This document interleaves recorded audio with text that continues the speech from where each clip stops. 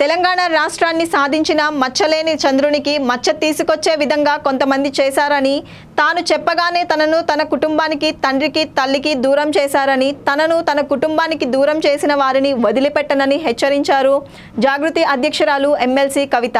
సిద్దిపేట జిల్లా చింతమడక గ్రామంలో జరిగిన బతుకమ్మ సంబరాల్లో పాల్గొన్నారు. జాగృతి అధ్యక్షురాలు ఎమ్మెల్సీ కవిత మాజీ ముఖ్యమంత్రి కె చంద్రశేఖరరావు సొంత గ్రామమైన చింతమడకలో ఎమ్మెల్సీ కవిత బతుకమ్మ సంబరాల్లో పాల్గొనడానికి రావడంతో ప్రజలు పెద్ద ఎత్తున స్వాగతం పలికారు. చింతమడకలోని శివాలయంలో ప్రత్యేక పూజలు నిర్వహించిన అనంతరం మహిళలతో కలిసి ఎంగిలిపూల బతుకమ్మను పేర్చారు. అనంతరం గ్రామ మహిళలతో కలిసి బతుకమ్మ ఆడారు. గ్రామంలో బతుకమ్మ పండుగ మొదటి రోజు కావడంతో మహిళలు పెద్ద ఎత్తున పాల్గొన్నారు. చింతమడకతో పాటు సమీప గ్రామాల ప్రజలు, సిద్దిపేట నుంచి మహిళలు పెద్ద ఎత్తున తరలివచ్చారు. ఈ సందర్భంగా ఎమ్మెల్సీ కవిత మాట్లాడుతూ దుఃఖంలో ఉన్న ఆడబిడ్డని సొంత గ్రామం చింతమడక ప్రజలు ఆహ్వానించారని, తాను జీవితంలో ఎప్పుడు చింతమడకను గ్రామ ప్రజలు మర్చిపోనని తెలిపారు.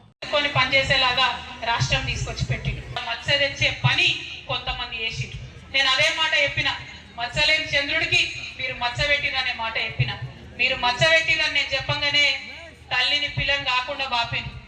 అట్లయినా కన్న ఊరు అమ్మగారి ఊరు, మీరు నన్ను కడుపులో పెట్టుకొని రండి, మీరు తప్పకుండా ధైర్యం కోల్పోకండి, మా ఊరికి రండి, అమ్మగారి ఊరికి రండి అని మీరు పిలిచిండ్రు. అందుకే చెప్తున్నా, మీ మేలు ఈ జన్మలో మర్చిపోలేను. నేను ఈ సంవత్సరం డెఫినెట్గా బాధతో ఉన్న, క్లిష్టమైన పరిస్థితుల్లో ఉన్న, కుటుంబానికి దూరం చేసింది అనేటటువంటి బాధతో ఉన్న సమయంలో ఊరు వాళ్ళందరూ అండగా నిలబడి మరి నన్ను పిలవడం చాలా సంతోషం.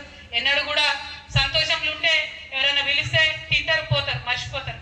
కానీ దుఃఖంలో ఉన్నప్పుడు ఉన్నోళ్ళే నిజమైన స్నేహితులు. ఇవాళ నాకు అండగా నిలిచినటువంటి మీ అందరికీ మళ్ళొకసారి హృదయపూర్వకంగా నేను వందనాలు తెలియజేసుకుంటున్నాను. మీ అందరికీ తెలుసు, కొంచెం బాధ అవుతుంది, ఈ ఇంటి ఆడబిడ్డను కాబట్టి మీరు అర్థం కూడా చేసుకుంటారని నేను అనుకుంటున్నాను. పెళ్లి అయ్యి అప్పగింతలు చెప్పి తల్లిదండ్రులు ఇచ్చిపెట్టిపోతేనే బాధ ఉంటుంది. అటువంటిది తండ్రి బాగుండాలి, తల్లి బాగుండాలి అని కొట్లాడేటటువంటి నన్ను కుటుంబం నుంచి విడగొట్టేటటువంటి కుట్రలు చేసినటువంటి వాళ్ళను మాత్రం నేను వదిలిపెట్టానని సందర్భంగా మళ్ళీ ఒకసారి తెలియజేస్తూ, ఈ గడ్డకు ఎంత పౌరుషం ఉందనేటటువంటిది ఖచ్చితంగా నేను చూపిస్తా.